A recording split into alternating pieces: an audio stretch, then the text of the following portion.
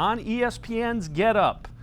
The question was, who is the biggest threat to the Chiefs in the AFC?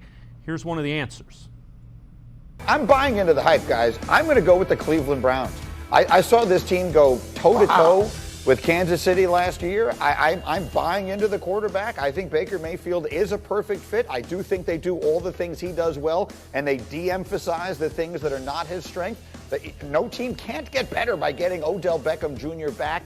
That needs to work out. They've made big additions on the defensive side.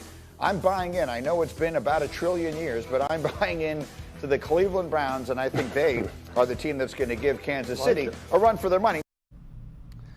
Let's welcome in Jeff Phelps from 92.3 The Fan, Bacon and Phelps, as well as Bally Sports, Browns pre-post. Have I missed anything, Jeff? You have a kind of a number? I think that's it for now, Dave. You never know, though. All right, you're always working. What do you make of that? So are the Browns the biggest threat to the Chiefs in the AFC? I find that hard to believe, but not out of the question. The Chiefs are really good.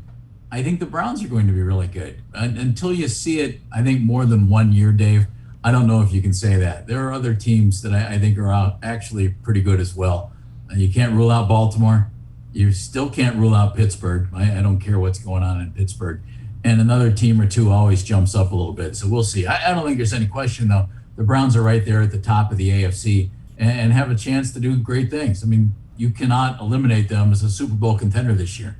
And I don't think Kansas City is that much, if any, ahead of the Browns right now. When you look at the Browns, a lot has been made about the defense. And on paper, it would look to be a significant upgrade. Do you agree? Do you disagree? And are you concerned of putting it from paper onto the field? Yeah, I'm concerned about that aspect of it because it sounds really good, all the additions they've made. But I don't think there's any question, Dave. Their defense is a heck of a lot better. They've added players all over the place. On the defensive line, you've brought in 3 guys who you like a lot, and McKinley and Clowney and Willie Jackson. You got to like those guys. You've added a linebacker in the draft. You've added a linebacker in free agency in Anthony Walker. I like what they've done. Bring in more defensive backs. I mean, they've done what you need to do. And I think it's been pretty impressive. I like what they've done. Another corner, bring in Newsome. You hope Greedy Williams comes back. And they have options now. I think last year they thought, all right, if all these guys are healthy, we're going to be in pretty good shape. And if they're not all healthy, we could be in trouble. Well, they were in trouble. And now if a guy isn't able to go, if he's not healthy, if he doesn't produce, I think they have other options. And I don't think they really had that last year on the defensive side of the ball. And I think now we get a better idea of what Joe Woods can really do as defensive coordinator, because everybody who was all mad at him last year, I thought that was uncalled for because their team was so beat up.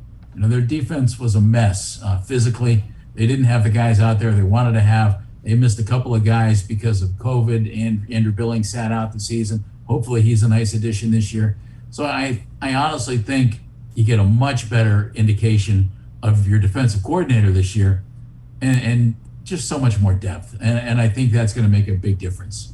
The area of that defense that's most intriguing to me, and tell me if you agree or disagree, is the defensive line. When you start talking about the pieces that are there with Clowney, McKinley, Malik Jackson, Billings, who you mentioned, in addition to Myles Garrett, man, if those guys get it right, they have the ability to be some feared defensive line. Yeah, and there are a couple of other guys there too. I think Porter Gustin is a guy whom people probably underestimate, and I wonder what Jordan Elliott's going to be like this year, who they drafted a year or so ago. I always like defensive lines where they can bring guys in waves. Okay, nice job for 2 or 3 plays. You're out. This guy's in. You keep going from there.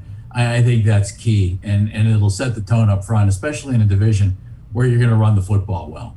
Joe Mixon in Cincinnati has a chance to be very good. No question in Baltimore with J.K. Dobbins and, of course, Lamar Jackson at quarterback, you're going to have that. And in Pittsburgh with Najee Harris, coming in from Alabama, Pittsburgh always runs the ball well. Maybe not last year, but this year I think they're going to run the ball much better. They have some backups behind Harris as well, but they're going to run him like crazy, and Roethlisberger's back. So the defensive line, I think, has to be key because you've got to shut down that run. That starts up front. then you have three pretty good quarterbacks in the division. I know Joe Burrow's young and was injured last year. I like his upside. I think he's going to be really good. Roethlisberger, you can't throw him out of the league, and he's going to play well when he's there. I think he'll be much better a year off of his injury. And Lamar Jackson's a tremendous football player. So if you have that up front group and plenty of guys, I think it can make a big difference. And I can't wait to see Clowney, Dave, in this defense, because lining up on the other side of Myles Garrett, that could get really interesting. And I'm anxious to see that. Yeah, I would agree. Maybe we can throw Roethlisberger out of the league finally. I mean, he's been in it long enough. I think he's on his way, right? He has to be on his way. Yeah.